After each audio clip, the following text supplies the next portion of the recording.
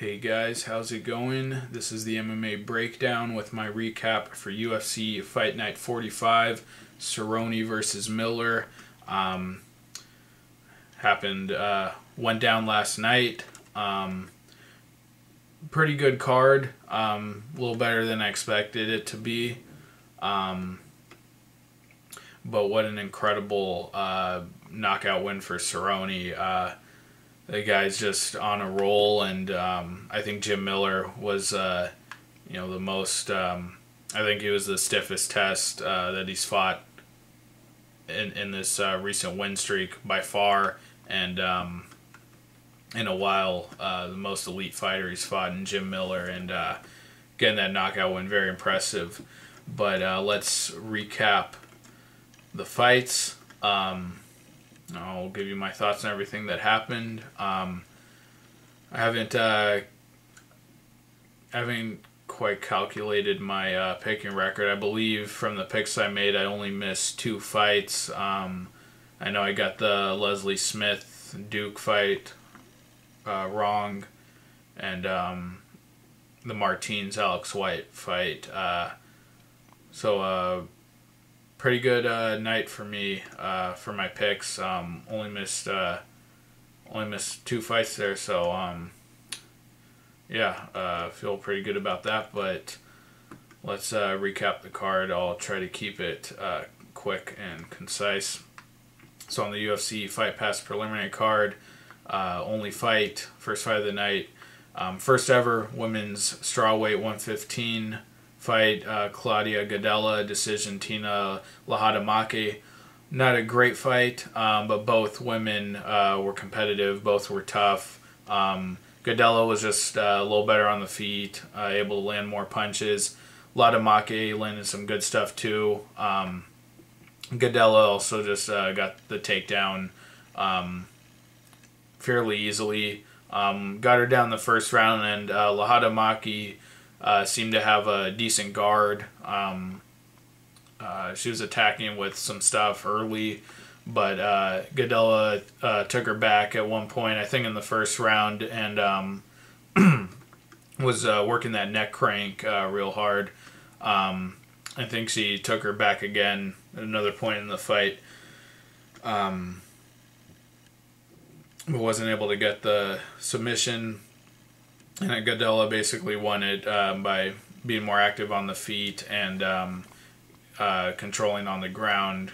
She got the takedown a few more times throughout the fight and was able to control Lahatamaki. I want to see a little more dominance by Gadelha. I want to see a finish, but it didn't happen. But both these women are tough, and a new weight class, intriguing, and I'll definitely be watching Tough 20. But Gadelha looked pretty good, I guess, for her debut.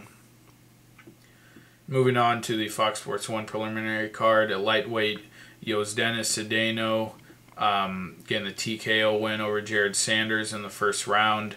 Cedeno looked pretty good here. I had heard a lot of the analysis that I was hearing before this fight was that Jared Sanders was going to out-wrestle Cedeno, and Cedeno had never really faced a high-level wrestler before, but Cedeno cracked him on the feet early. Sanders survived, was able to get a takedown, but Cedeno got back up to his feet and hurt him again, and had real aggressive ground and pound.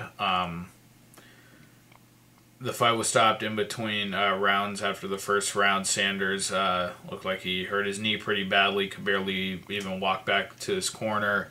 But I think Cedeno was pretty clear that he was going to finish that fight at some point.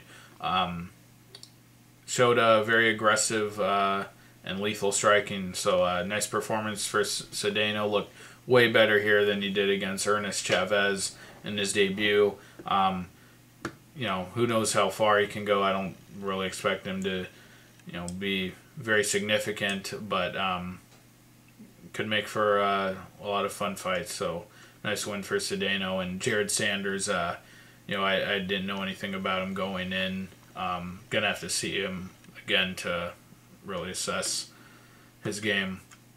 Next up at bantamweight, Aljamain Sterling getting a very impressive TKO win over Hugo the Wolverine Viana in the third round. Hugo Viana had a little flurry in the first round, what he usually does, very aggressive on the feet.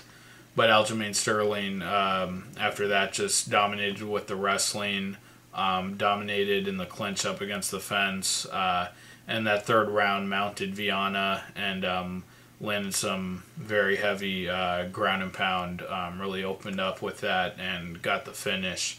Aljamain Sterling, I think, is a serious prospect. I was very impressed with his debut win over Cody Gibson.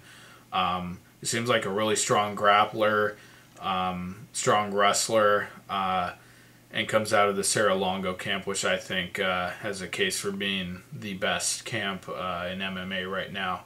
And Hugo Viana is not a guy that people just walk over, so good one for Sterling. And Viana, I think, will be back too, and I think he can still pick up some good wins in the future. And next up, women's bantamweight, Leslie Smith went with an incredible performance, finishing Jessamyn Duke in the first round. From the beginning of the fight, Leslie Smith was just in control of the striking. Jessamyn Duke's just not forceful enough, doesn't throw enough. Same problem in her last fight against Betch Correia. Just doesn't really have a sense of urgency and doesn't seem to really get to work soon enough. Smith was wading in with hooks and catching Duke, and then that finishing sequence was incredible. Smith stormed her, had Duke up against the fence, and just like a machine reeled off just a beautiful combination of hooks and shots to the body. I think she landed 2 body shots in that sequence. Really hurt Duke with one of them that put her down, and a great win for Leslie Smith. Duke, I think, was a bit overrated coming off of Tough 18. I think that, she's still a young fighter and very green, not a lot of fights. Smith was, had a lot more fights than Duke. But I think Duke really needs to prove herself, and, the women's division, bantamweight, is still very thin, but, it's not looked good since coming off of The Ultimate Fighter. And Leslie Smith, I thought she looked incredible. Great win for her. Very aggressive. I think this puts her, honestly, in the top 10. She could fight anyone. If she can get a win like that over a top fighter in the women's bantamweight division, I wouldn't mind seeing her fight Rousey. I don't think she could beat her, but I wouldn't mind seeing it. Real nice performance for Leslie Smith, and looked way better than her short notice debut against Sarah Kaufman. And moving on, the last fight on the Fox Sports 1 preliminary card at lightweight, Gleison Tebow getting the decision over Pat Healy. Neither guy looked great in this fight. Tebow, he was able to get a few big slams, but Tebow early in the first round especially was able to just land more shots on Healy. Tebow's never really a high volume fighter. Fights at a pretty slow pace, but got the takedowns. The second round I thought was closer, but I still scored it for Tebow. And that third round, Healy definitely won. Came alive, forward pressure, just throwing, kind of winging haymakers at Tebow, going to the body. But Tebow got the decision. And Pat Healy, I thought he was really set to do great things after he choked out Jim Miller, and I think has really proven on this 4-fight losing streak now that he's on that fight was really a fluke. If he can get a win like that over Jim Miller, he should have been able to beat T-Bow and Bobby Green, but has not been competitive in any of those fights that he's lost. This was probably his best fight since best performance since beating Jim Miller, but not a great win for either guy. Pat Healy, I don't think they're going to cut him, but I think that's really it. Any hope that that anyone still had that he can be a viable top 15 fighter at lightweight, can't do it. Can't get past T-Bow. You know, T-Bow's like that gatekeeper, top 15 kind of. That guy separating the top 15 from the rest of the weight class, and T-Bow, not a very dominant performance, and you know, T-Bow, I think his window to do really significant things, I think that's over. He had a really good win streak going, and at one point that culminated with a win over Rafael dos Anjos, but since then he lost that fight to Khabib Nurmagomedov, who is a very good fighter, but you know, after that's just been alternating wins and losses. You know, has a loss to Evan Dunham, and then got knocked out in his last fight by Michael Johnson. So I think, you know, he can still get wins over mid-level guys, you know, separate, like I said, the lower level guys trying to get to that mid-level. I think he can still, you know, be a gatekeeper, but I don't expect him to really close in on that top 10. And moving on to the main card, featherweight Lucas Martins knocked out Alex White in the third round. I was totally wrong with my prediction. I thought Alex White would be able to get the knockout, but Martins looked incredible here.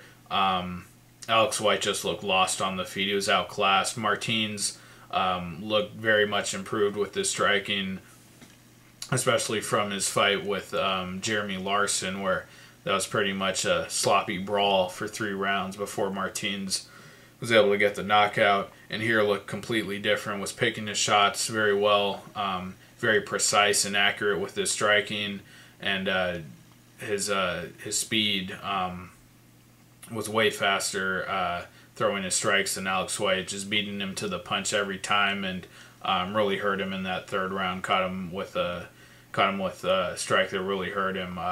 Really nice performance, nice striking clinic from Lucas Martins, and I think he has potential. Just off the top of my head, I was thinking about next matchup for him. I think him and Kevin Souza, I think that'll be a pretty good matchup. Both guys are strikers. Souza coming off of a knockout win over Mark Ediva, but I expect Martins to continue to get better, and you know, I think he could be a future, a significant fighter in the future, possibly top 10 if he keeps improving and looking like this. And next up at flyweight, John Lineker getting the very late third round finish over Alptekin Oskilic, third round TKO. I thought one of Lineker's best performances. Everyone was saying that you know, Lineker's never fought a wrestler and Oskilic was going to out-wrestle him. But I did pick Lineker to win this fight, and he actually took down Oskilic, I think, twice in this fight. Didn't spend any time on top. Both guys got right back up, but to get a couple takedowns on a talented wrestler like Oskilic, I thought was very impressive. And on the feet, Lineker just super aggressive, very rare. He has big power for a flyweight. You know, didn't a guy like Lineker with as much hand speed and power as he has, he can you know, blow his wad early, but didn't do that here. Really managed his cardio well. Also made weight for maybe the first time in maybe since his debut, I think. Let me check this real quick. Since he fought Azamat Gashimov, and has missed weight 3 times in his UFC career, but yeah, made weight for the first time in a while, and just looked very good. He kept getting caught with a counter hook by Oskilic, which I thought was a bit concerning. I think more technical strikers like Demetrius Johnson and John Dodson, I think they would just eat that up and really exploit that. Lineker was getting caught over and over again when he's coming in with that counter hook by Oskilic. But other than that, Lineker looked really good and got that finish very late. I think Lineker's definitely establishing himself as one of the elite flyweights. And I'd like to see him get a title fight someday against Demetrius Johnson or whoever the champion is by then. But he looked good here. Good one for Lineker. And Oskilic now on a 2-fight losing streak. Needs a win, obviously. I think he's still a bit unproven at flyweight, but didn't lay down to Lineker here. Did get finished in the 3rd round, but kept it relatively competitive throughout the fight. But I think he needs to fight a lower level guy, a guy outside the top 10 at flyweight, and build himself back up. Next up, a lightweight, Joe Proctor getting the knockout over Justin Salas in the 2nd round. I picked Proctor to win this fight, but Salas has really improved. Compare his fight against Aaron Riley, and look at him knocking out Ben Wall, which I know doesn't, that doesn't say much, but still able to get the knockout. And then here was really beating Proctor, I thought, the 1st and 2nd round. And Proctor was just able to catch him late. Proctor was a lot more conservative. Salas was coming forward and throwing the big punches, landing more on Proctor. But Proctor kept catching him with that counter hook and eventually caught Salas and hurt him pretty bad. Salas, his knees buckled, and Proctor finished him off. Proctor's from Tough 15 and has been okay since coming in the UFC. I think he's a little too conservative. And I thought Justin Salas was really beating him in this fight, so I'm not super high on him, even getting the knockout. But he did get the knockout, so got the win. And Justin Salas, I think he's a guy who's really been improving, especially his striking game. And too bad they got knocked out here. He was looking pretty good early on, but I still think he can develop and provide a decent test for guys trying to establish themselves as mid-level fighters. Next up, welterweight, Rick Story submitting Leonardo Mafra with the arm triangle in the 2nd round. Really good performance by Rick Story. Hasn't had a performance like that in a while. His game has mostly become solely boxing, very boxing oriented in the last few years, and I think moving to the lab with Ben Henderson and John Crouch, I think that was a great move for him. I think it was, I don't know where he was training. I think it was training in his hometown in Washington somewhere, but they exchanged briefly on the feet at the beginning of the fight. And then Story just dominated with the wrestling, was able to get that takedown a couple times, and Mafra couldn't stop it, and cinched up that arm triangle choke in the 2nd round. I haven't seen submission offense from Rick Story in a long time. I think the last guy he submitted, also with an arm triangle, was, who was it? Brian Foster, I think. Way back at UFC 103. So nice to see him get that arm triangle choke again, and adding a new wrinkle to his game. I'm really glad to see that. Story. Always a very tough, durable, talented guy, but had some setbacks against the better guys in the division, and he's fought the elite guys at welterweight, Martin Kampman and Damian Maia. His last really big win was over Alves. But going forward, I hope he can, continue to fight with a more well-rounded skill set, and hopefully he can move back into that top 10.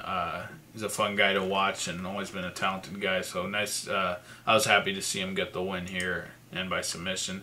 And Mafra,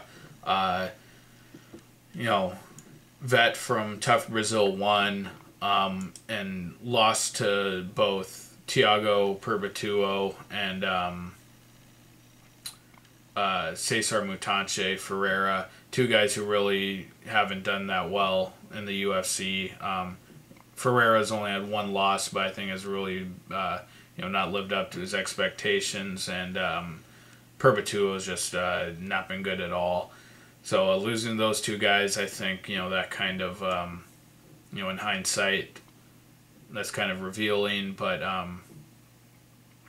look good for a little bit on the feet early, and I could see him having fun fights with some other guys.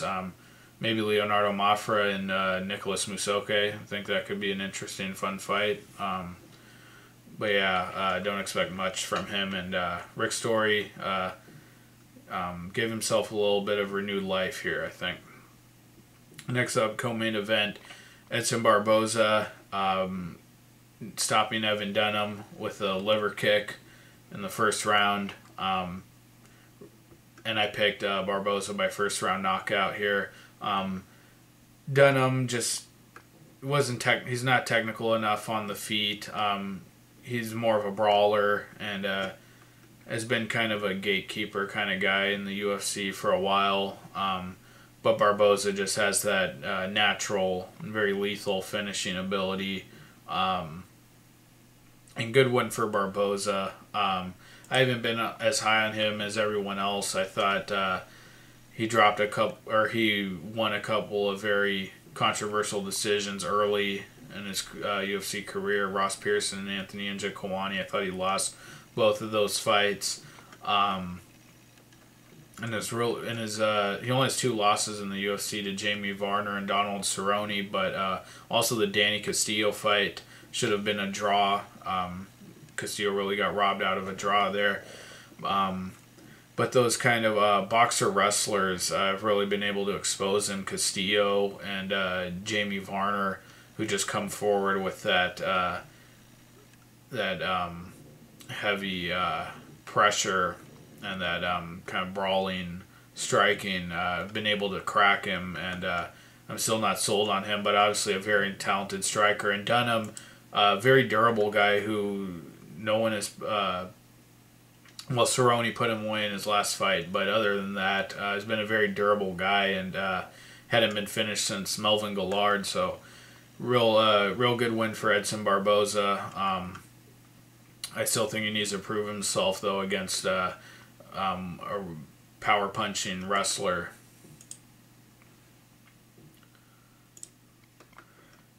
And then the main event, Donald Cerrone getting the head kick knockout of Jim Miller in the second round. Donald Cerrone, just very impressive, the win streak he's on.